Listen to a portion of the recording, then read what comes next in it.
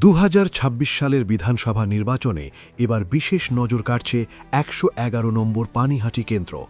একদিকে তৃণমূলের প্রার্থী তীর্থঙ্কর ঘোষ, অন্যদিকে সিপিআইএম প্রার্থী কলতান দাশগুপ্ত, আর বিজেপির তরফ থেকে উঠে এসেছে আরজি কর কাণ্ডের নির্যাতিতা অভয়ার মা রত্না দেবনাথের নাম। দীর্ঘদিন ধরেই তার বিজেপিতে যোগ দেওয়ার জল্পনা চলছিল। অবশেষে সেই জল্পনার অবসান ঘটিয়ে তিনি বিজেপিতে যোগ দেন এবং এরপরই পানিহাটি কেন্দ্রে তার নাম প্রার্থী হিসেবে ঘোষণা করে বিজেপি। এরপর 9 এপ্রিল বৃহস্পতিবার ব্যারাকপুর প্রশাসনিক ভবনে এসে আনুষ্ঠানিকভাবে মনোনয়ন জমা দেন রত্না দেবনাথ। আমি রত্না দেবনাথ ভারতের বিধানসভার একটি আসন পূরণ করার উদ্দেশ্যে মনোনীত হয়ে ঈশ্বরের নামে শপথ করছি, সত্যনিষ্ঠার সাথে প্রতিজ্ঞা করছি যে আমি বিধি দ্বারা প্রতিষ্ঠিত ভারতের সংবিধানের প্রতি সম্পূর্ণ শ্রদ্ধা ও নিষ্ঠা জ্ঞাপন করব এবং আমি ভারতের সার্বভৌমত্ব ও অখণ্ডত্ব অক্ষুণ্ণ রাখব। এদিন তার সঙ্গে উপস্থিত ছিলেন কেন্দ্রীয় বিজেপি নেত্রী স্মৃতি ইরানিও। মনোনয়ন জমা দেওয়ার পর সাংবাদিকদের মুখোমুখি হয়ে গত 8ই এপ্রিল পানিহাটিতে নির্বাচনী প্রচারের সময় তার ওপর হামলার অভিযোগ ওঠে। সেই প্রসঙ্গে তিনি জানান, আমাদের মহিলা মুখ্যমন্ত্রী তিনি থ্রেড কালচার চালান, আর আমাদের পানিহাটিতে যিনি পানিহাটির অভিভাবক বলেন তারই থ্রেড কালচারের জন্যই আমাকে চক্রান্ত করে এগুলো করা হয়। এ নিয়ে আমি কিছু না, ভয়কে জয় করাই আমার একমাত্র।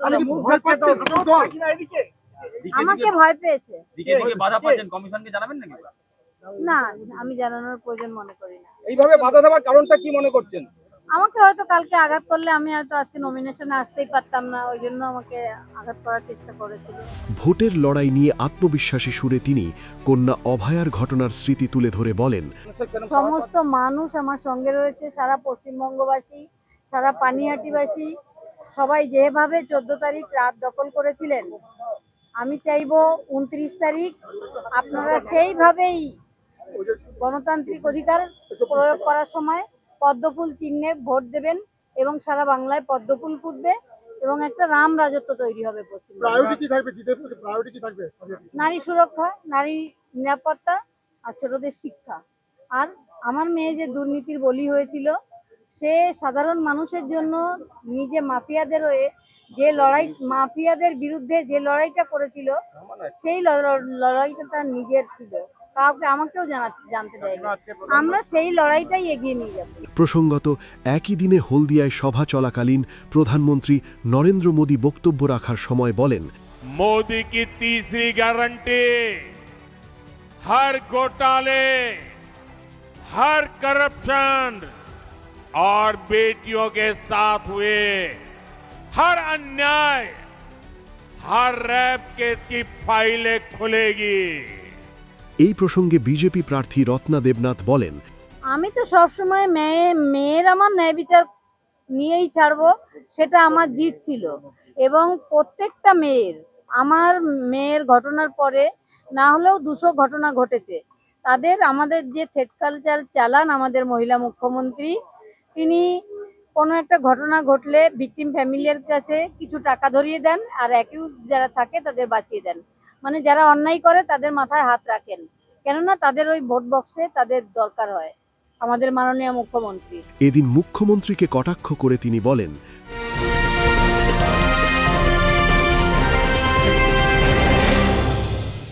উত্তর 24 পরগনা ও তার আশপাশের এলাকার মানুষের সেবায় ক্যাথ ল্যাবের মতো অত্যাধুনিক সুবিধা নিয়ে পরিষেবায় ব্রতী সারদা মাল্টি স্পেশালিটি হাসপাতাল।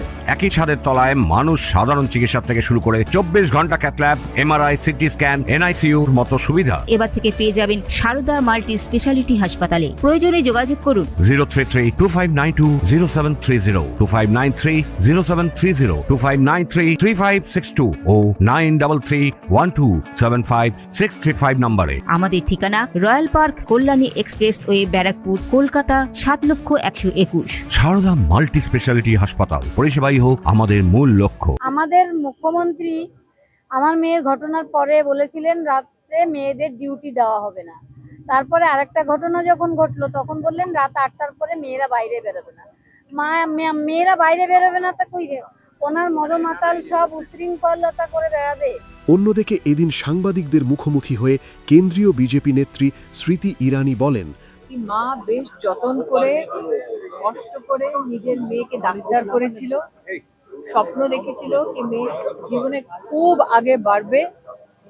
ওই মাটা আজকে খুবই কষ্ট করে নিজের ডেমোক্রেটিক রাইটকে এক্সারসাইজ করেছে, একটা সিম্বল হয়েছে পুরো পশ্চিম বাংলার জন্য, अन्याय विरुद्ध लड़ছে। आज वो माँ जब अपने लोकतांत्रिक अधिकार का इस्तेमाल कर चुनावी रणभूमि पर उतरी है, एक योद्धा बनके न्याय की गुहार लगाते हुए, उस माँ का अपमान तृणमूल के गुंडे सड़कों पर कर रहे हैं। ये गुंडाराज समाप्त करने के लिए ही ऐसी माओं ने पश्चिम बंगाल में संकल्प लिया है।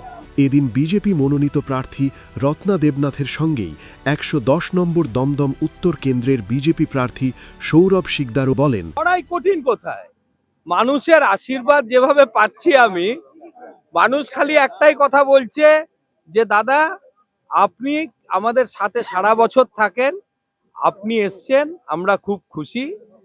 পরিবর্তন দেখুন বাংলায় হয়ে গেছে, পরিবর্তন হচ্ছে এই 4 তারিখে, এবং এই পরিবর্তনে আমার উত্তর দমদম বিধানসভাও শরিক হবে।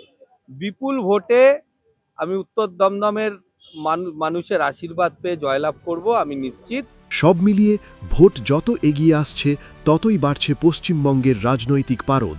এখন দেখার শেষ পর্যন্ত মানুষ কার ওপর আস্থা রাখেন।